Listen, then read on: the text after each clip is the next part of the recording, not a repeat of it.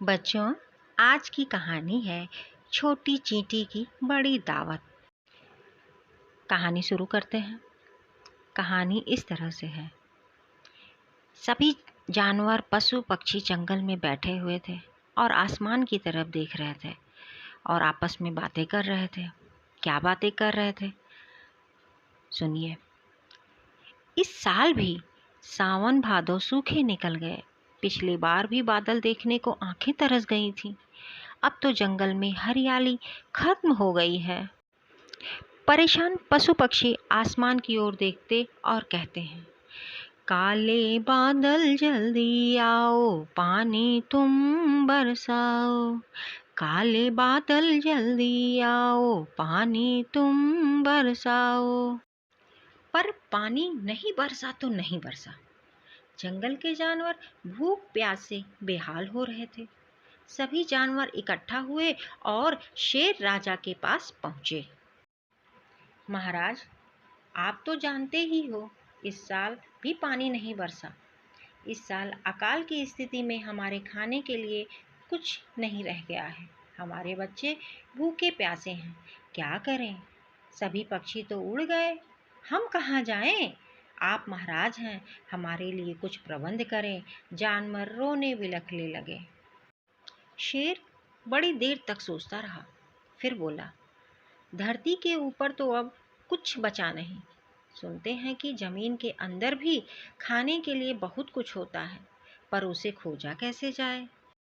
भीड़ से सांप निकला और आगे आकर के बोला, महाराज, सच है कि जमीन के नीचे खाने पीने की चीजों का भंडार है, लेकिन उसे ऊपर कैसे लाया जाए, इसका कोई उपाय नहीं है। गधे को गुस्सा आ गया। यह भी कोई बात हुई? जमीन के नीचे खाने का भंडार होगा? जब हमें भूखों ही मरना है तो इस भंडार रहा करे हमारे किस काम का? खरगोश से पूछा गया। सुना है कि जमीन के नीचे भी खाने पीने की चीजें हैं। तुम तो सुरंग बनाकर रहते हो, तुम तो अवश्य जानते होगे। क्या यह बात सच है? खरगोश बोला, बात तो 16 आने सच है। जमीन के नीचे तो बहुत बड़ा भंडार है, पर वह हमारे किस काम का नहीं है, क्योंकि उसे बाहर निकालना हमारे बस की बात नहीं है। छोटी सी चींटी खुद को दूसरे जानवरों के पैरों के नीचे से आने से बचाने की जुगत लगाते हुए यह बातचीत सुन रही थी। उसने धीरे से कहा, मैं सोचती हूँ कि सबको थोड़ा बहुत बचाकर जरूर रखना चाहिए। यह सोचकर ही न जाने कब जरूरत पड़ जाए। मैंने उसकी बात पूरी होने से पहले ही हाथी और भैंसा गुस्से से बोला, मैं रिरियाने वाली इस छोटी चींटी को देखो, हमारा मजाक उड़ा रही है। हमें नहीं सुनना तुम्हारी बकबक। शेर को गुस्सा आ गया। हमारे राज्य में सबको बोलने का बराबर का अधिकार है, कोई छोटा बड़ा नहीं है। आप लोग चींटी को अपनी बात पूरी करने दें।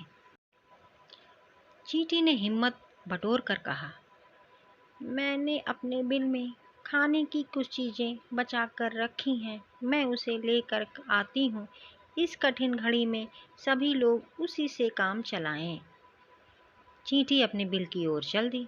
यह देखकर इतनी गंभीर घड़ी में भी कई जानवर को हंसी निकल आई। सभी सोचने लगे, कहाँ हाथी और कहाँ चींटी की खुराक। कुछ देर में चींटी आई और 4 दाने लेकर आई। हाथी ने 4 दाने देखे तो चिघाड़ कर बोला, ओ चींटी, इन 2-4 दानों से जंगल के सब जानवरों का पेट भरना चाहती हो? शेर बोला, हाथी जी, आप बेवजह गुस्सा कर रहे हैं।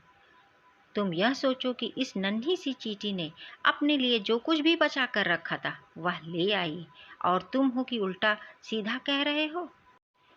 शेर की बात सुनकर चींटी बोली, महाराज, हम सभी चींटियों ने जो कुछ भी अपने बुरे दिनों के लिए बचा कर रखा था वह कुछ ही देर में आपके सामने हाजिर हो जाएगा। यह क्या?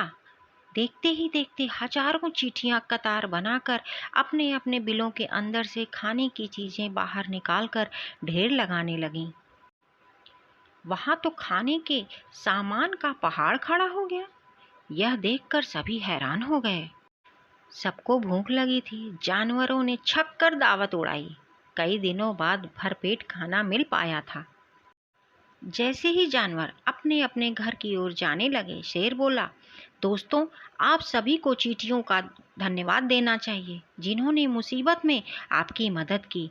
आप सब मुझसे वादा करो कि कभी भी किसी चींटी को जानबूझकर पैरों से नहीं दबाओगे। सभी ने यह शपथ ली। आकाश के बादलों ने चींटियों का परिश्रम और दान देखा, जानवरों की परेशानी देखी। देखते ही देखते बादल छा गए और खूब झमाझम पानी बरसने लगा। तभी तो कहा जाता है कि जब झुंड की झुंड चींटियां अपने बिलों से बाहर निकलने लगे तो पानी बरसने वाला होता है। जंगल में पानी की बरसात देखकर जानवर खुशी से नाचने और गाने लगे।